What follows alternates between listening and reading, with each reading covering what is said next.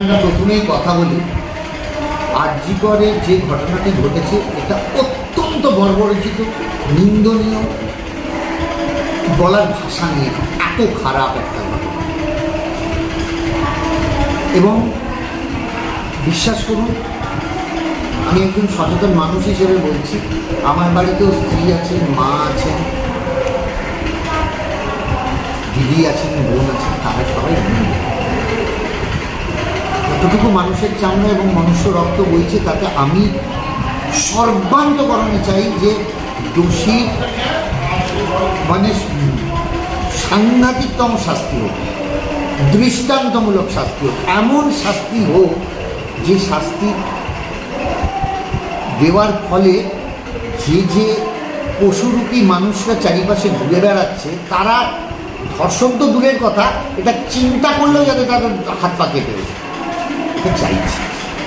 যখন ঘটনাটি ঘটে তখন সত্যি কথাই প্রথমে সঞ্জয় রায় গ্রেপ্তার হন, কলকাতা পুলিশ তাকে গ্রেপ্তার করেন এবং তারপরে মানুষরা বলেন যে কলকাতা পুলিশের তদন্তভার থেকে এটাকে সিবিআইয়ের তদন্তভারে দিতে হবে, সিবিআইয়ের হাতে কেসটা তুলে দিতে হবে। মাননীয় মুখ্যমন্ত্রী কিন্তু 2 সেকেন্ডও সময় নেননি। মাননীয় মুখ্যমন্ত্রী মমতা বন্দ্যোপাধ্যায় বলেছেন যদি মনে শাস্তি, দোষীর শাস্তির জন্য যে কোনো এক্সটেন্ট অব্দি যাওয়া দরকার, সঙ্গে সঙ্গে সিবিআই কেসটা হ্যান্ডওভার করেছেন, এখন সেটা বিচারাধীন। এবং ভারতের সর্বোচ্চতম মহামান্য আদালত সুপ্রিম কোর্ট ইন্টারভেন করছে, এর থেকে বড় আর কিছু হতে পারে না। এখন আন্দোলনের অভিমুখটা কী ছিল যে বা আছে যে দোষী শাস্তি চাই অতি সত্বর এবং দৃষ্টান্তমূলক, কিন্তু বিরোধী পক্ষরা যদি সেই আন্দোলনটাকে অন্যদিকে তার অভিমুখ পাল্টাতে যায় তাহলে বন্ধ হবে। সিবিআই কেন্দ্রীয় শাসিত বা কেন্দ্রের অধীনে একটি এজেন্সি, রাজ্য সরকারের না, নাম্বার 1। নাম্বার 2, সঙ্গে রয়েছেন ভারতবর্ষের সর্বোচ্চ আদালত সুপ্রিম কোর্ট। 18 দিন হয়ে গেল বিচারাধীন মামলায় আমি কোনো মন্তব্য করব না, কিন্তু দুটো তিনটে প্রশ্ন থাকে। প্রশ্নটা হলো যে আচ্ছা, যদি মমতা বন্দ্যোপাধ্যায় সেদিনকে সিবিআইয়ের হাতে কেসটা না তুলে দিতেন বা বলতেন যে সিবিআই কেসটা না করুক, এটা যদি না বলতেন তাহলে কি হতো? তাহলে বিরোধী পক্ষ এবং জনগণরা বলতে শুরু করতেন মমতা বন্দ্যোপাধ্যায় মদতপুষ্ট কলকাতা পুলিশ সে এই তদন্ত দীর্ঘায়িত করছে। সেটা হয়নি, সিবিআইয়ের হাতে তদন্ত, সর্বোচ্চ আদালত ইন্টারভেন করছে। তাতেও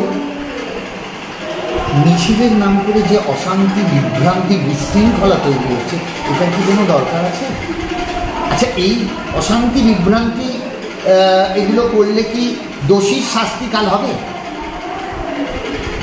হবে না তো।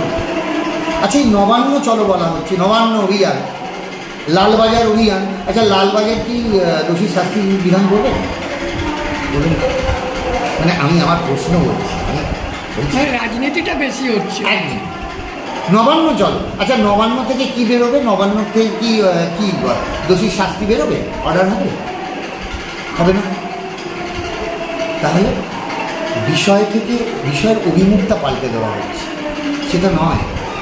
মমতা বন্দ্যোপাধ্যায় কেন, সেটা আমরা যারা আমরা চাইছি দোষী অতি সত্বর শাস্তি হোক। 18 দিন হয়ে গেছে, তাহলে আন্দোলনটা যদি সিজিওর দিকে হচ্ছে না, মানে এটা আমার প্রশ্ন, আমি বলছি না হোক, আমার প্রশ্ন। আচ্ছা, সিজিওর দিকে কেন অভিযান হচ্ছে না? কেন সিবিআই কেন এত দেরি করছে এই নিয়ে মিছিল হচ্ছে না? সেটাই তো হওয়া উচিত। তদন্তটা এখন সিবিআই করছেন। তাহলে আমরা চাইছি এমন একটা আইন হোক যে ধর্ষণ বা ধর্ষকের শাস্তি ফাঁসি, যেটা হলে একটা দৃষ্টান্ত হবে যে না, এটা করতে গেলে আমি 10 বার ভাববো, অন্তরাত্মা কেঁপে উঠবে। এটা কি দোষে? আজকে এই আন্দোলনের নাম করে ডাক্তারেরা কর্মবিরতি করছে। আচ্ছা, আমার একটা কথা বলবেন, সবাই তো বলে ডাক্তার মানে ভগবান। সাধারণ গ্রাম থেকে আসা মানুষ, অনেক দরিদ্র মানুষ যারা চিকিৎসার জন্য ছুটে আসছেন ডাক্তার ভগবান ভেবে, আপনারা আন্দোলন করুন, আপনারা সব করুন, আপনারা শাস্তি চাইছেন, কিন্তু সাধারণ রোগীরা কী অপরাধ করেছে, মুমূর্ষ রোগীগুলো কী অপরাধ করেছে? এমন কোনো কাজ আপনাদের করা উচিত নয় যাতে পরবর্তীকালে ডাক্তার ভগবান বলতেও 10 বার ভাবনা চিন্তা করবে। দেখুন, আমাদের গণতান্ত্রিক দেশ, সবাই নিজেদের সার্বভৌমত্ব, যে যার মন্তব্য, যে যার কাজ করতে পারেন।